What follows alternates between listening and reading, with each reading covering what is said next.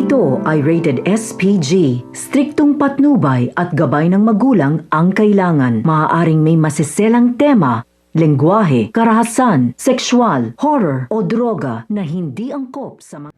Bago pa man nga maaksidente ang kambal, nasaksihan nga ni Malu at Gomar ang kahina-hinalang ginawa ng mekaniko sa bus. Kaya naman nga't sinabi ni Gomar at ni Malu ang nakita nga nila dito kay Rosel. Kaya naman nga't nagpasya si Jacinta na imbestigahan nga sa nangyaring aksidente sa kambal at maaaring si Via nga ang may kagagawan ng lahat.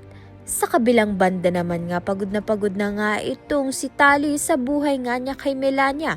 Kaya naman nga't sa galit nga niya, binasag nga niya ang kahon na sana ay ibabaon na nga sa limot nito ni Melania. At doon nakita nga ni Tali ang laman sa kahon.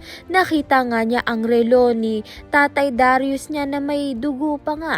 Kaya naman nga't hinala nga nito ni Tali na may kinalaman nga itong si Melania sa pagpaslang dito nga kay Tatay Darius niya.